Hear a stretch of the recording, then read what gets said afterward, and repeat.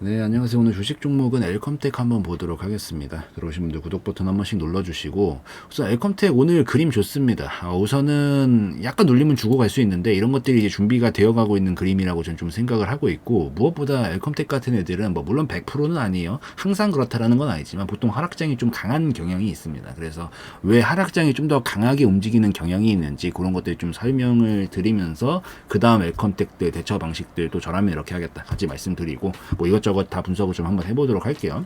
그래서 엘컴텍은 아주 대표적인 금 관련주예요. 금 관련주고 이 금 가격이 어떻게 움직이느냐의 영향을 당연히 많이 받을 수밖에 없는 종목입니다. 근데 이제 골드 선물 차트를 좀 가져왔어요. 이 골드도 지금 엄청나게 최근에 강세를 보이면서 미친 듯이 좀 쓰고 있죠. 이 시기 동안 이 증시 같은 경우에는 곤두박질을 좀 쳤고, 저기 뭐 암호화폐 시장들도 곤두박질을 좀 치는 기간 동안 얘는 오히려 이렇게 금값은 미친 듯이 올라가게 된다. 근데 이제 이게 왜 나오게 되냐면은 뭐 물론 항상 그런 건 아니에요. 그렇지만 대체적으로 이 골드랑 그 이 증시랑은 서로 반비례 관계에 있는 경우가 많습니다. 왜냐면 이게 서로 이 약간 뭐라고 표현을 해야 될까요? 이 골드는 안전자산, 그러니까 금값은 안전자산으로 취급을 많이 하고 당연히 주식시장은 이 안전자산이 아니죠. 안전자산이 아닌데 여기서 만약에 증시에서 돈이 빠져나가게 된다는 건 뭐겠어요? 증시가 빠진다라는 얘기일 거고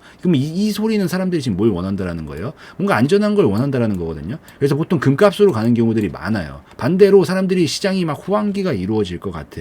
그러면은 안전하게 움직일 수밖에 없는 이런 골드에 대해서 이게 저는 아까 선물 차트라서 뭐 물론 매매적으로 봤었을 때는 좀 다른 부류로 봐야 되지만 이 금값이라는 것만 놓고 봤었을 때는 사람들이 금에다가 투자를 할 필요가 없다. 지금 장이 이렇게 좋고 더 올라갈 수 있다라고 하면 위험자산인 이 증시 갑자기 위험자산이 생각이 안 나가지고 아까 얼버무리고 말았네요.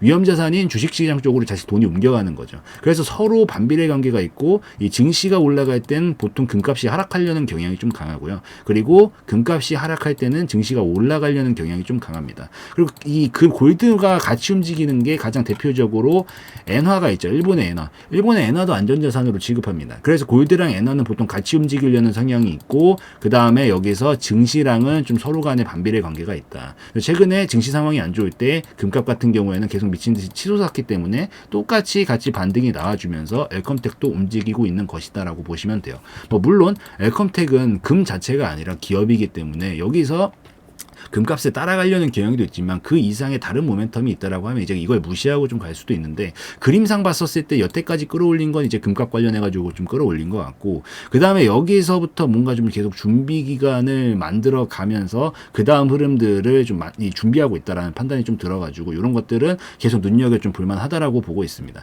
그래서 그런 이유들은 이따가 좀 기술적으로 다시 들어가서 좀 더 설명을 드리고 제가 지금 이 엘컴텍의 개요적인 부분들은 다 설명을 드렸죠. 드리고 나서 재무적인 부분을 좀 체크를 해보면은 재무적으로 뭐 나쁘지는 않죠. 뭐 그래도 엄청 좋다까지는 잘 안 느껴지긴 하지만 그래도 최근 추이 자체 2020년도를 제외하고 나서 영업이익이나 당기순이익이 나머지 같은 경우에는 뭐 그냥 쏘쏘하게 잘 흘러가고 있습니다. 그래서 뭐 엄청난 발전을 이루고 있는 건 아니지만 그래도 최근 추이 자체는 안정적인 편이다 보니까 뭐 크게 문제가 될 만한 부분은 있어 보이지 않는다. 뭐 유보율이 조금 낮다라는 점, 이 부분이 조금 걸리긴 하는데 뭐 회사에 돈이 많지는 않아 보여요. 유보금 자체가. 그렇지만 부채 비율까지 높았으면 이제 문제가 될 수 있는데 부채 비율이 굉장히 적은 수준이어서 그냥 이렇게 또이또이 하면서 계속 가고 있는 상황인 것 같다 정도를 좀 보시고 해석을 하시면 될 것 같습니다. 뭐 재무제표를 조금 더 살펴보면은 별도로 들어가서 봤었을 때 그냥 매매하는데 전혀 문제는 없는 수치네요. 전혀 문제 없습니다. 매매하는 데 있어서는. 그래서 이런 것들 같은 경우 매매 관점으로 봤었을 때 크게 뭔가 걸리적거릴 건 없으니까 매매적으로 그냥 속편하게 보셔도 될 것 같고 기술적으로 들어가서 이제 좀 살펴봐야 되는데 우선은 얘 같은 경우에는 지금 앞전에 흐름 자체가 하락 흐름을 약간 타고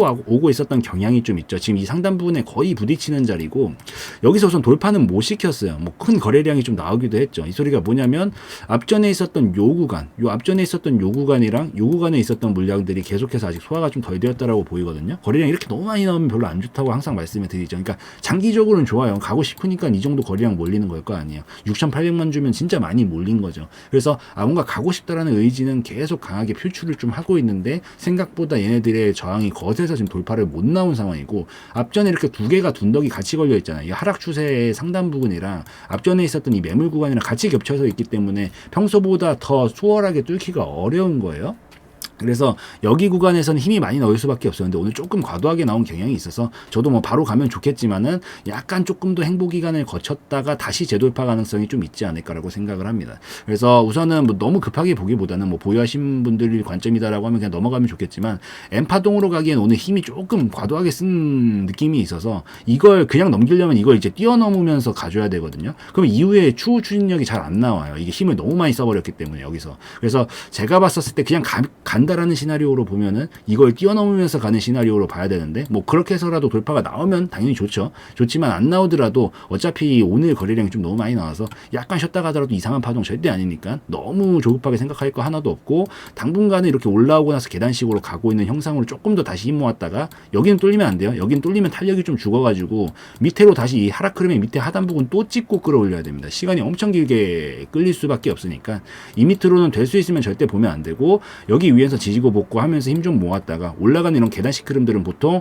위에 추세랑 이 기간이 횡보를 하는 기간이랑 비슷하게 올라갈 가능성이 높다고 했잖아요. 어느 정도 엇비슷하게 맞춰지는 구간이 한 이쯤이라고 생각을 하거든요. 약간 한 번 더 눌림 주고 자리 나왔다가 반등이 좀 나와주면 그때는 성공 가능성이 좀 있다라고 생각을 좀 하고 있습니다. 그렇게 됐을 때 이런 것들은 그냥 급하게 움직일 가능성이 좀 높아요. 왜냐면 워낙 중요 구간이기 때문에 확실하게 이제 돌파한다라는 움직임으로 보이게 됐을 때 이 두 개를 돌파할 때 순식간에 치고 올리면서 미친 듯이 거리랑 뽑으면서 아마 넘어갈 거거든요. 그래서 이때까지 좀 힘이 필요하니까 여기서 열심히 또 다시 한번 힘 모았다가 쏴줄 때 이런 구간 에서부터 좀 돌파를 하고 나면은 속 편하게 보면 된다. 뭐 굳이 놀림목을 노리겠다라고 하면은 이제 여기 좀 떨어질 때 보면 됩니다.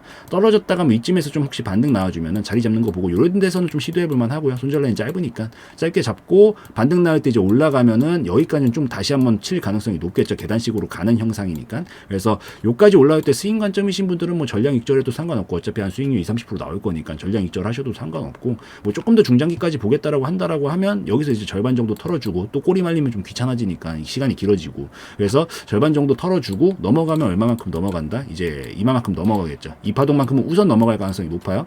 여기까지는 그래서 아마 2,000원 정도까지는 금방 쏠 가능성이 있지 않을까. 그래서 돌파만 나오면은 여기까지 좀 갈만하니까 우선 여기서 올라올 때 절반 털고 돌파 안 나오면은 좀 시간 길어지니까 본전 잡고 그냥 커트 치고 만약에 본전 안 건드리고 이제 바로 추가로 가거나 바로 간다라고 하면은 그 다음 2,000원 정도 목표치까지 보는 것도 충분히 좀 가능한 파동이지 않은가라고 생각을 하니까 요거까지 좀 참고를 하시면서 보시고 여기만 이탈 안 시키면 된다라는 점만 기억을 하시면서 이 윗구간에서 이번 파동이 조금 더 시간 단축하면서 보려면 이 윗구간에서만 보는 게 가장 좋다라고 좀 설명을 드릴게요.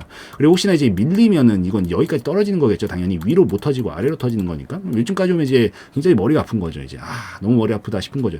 여기까지 뚫리면 진짜 안 됩니다. 이건 진짜 안 되고 이쯤까지 오면은 물렸다 싶으면은 근데 물리면 안 되지. 물리면 안 돼. 그냥 될 수 있으면 위에서 다 커트하세요. 근데 진짜 물려서 나 어쩔 수 없다. 나 저기서부터 물려 있어서 대처 방식이 없다. 라고 하시는 분들은 대책이 없으면 이 구간까지 왔을 때 약간 눌러줬다가 다시 반등 나와주는 거 보고 요런 데서 이제 거래량 줄었다가 다시 좀 늘어날 거거든요. 이런 때 보고 평단가 관리 한번 해보는 것까지는 오케이인데 될 수 있으면 저는 이런 식의 매매는 권장을 하지 않기 때문에 될 수 있으면 여기 밑으로 이탈하면 그냥 다 커트를 하는 방식으로 보시고요. 정말 위에 있어서 대책 없으면 고를 때만 요거까지 좀 참고를 하시면서 이 큰 파동으로 가는 걸로 넘겨서 봐야 될 것 같습니다. 여긴 뚫리면 절대 안 된다라는 점. 여기는 탄력이 꺾이는 자리고 여기는 흐름이 완전히 이탈되는 자리입니다. 그래서 요 두 개만 좀 체크하시고 될 수 있으면 요 안에서만 보시라는 말씀 드리고 돌파했을 때 좋은 결과는 나올 수 있으니까 그까지 좀 참고를 하시면서 보시면 좋을 것 같습니다. 그래서 이 정도면은 뭐 웰컴택은 충분히 다른 것 같으니까 여기까지 좀 찍는 걸로 하고 영상에서의 내용은 저의 개인적인 견해였으므로 참고용으로만 보시라는 말씀 드리고 마무리 짓도록 하겠습니다.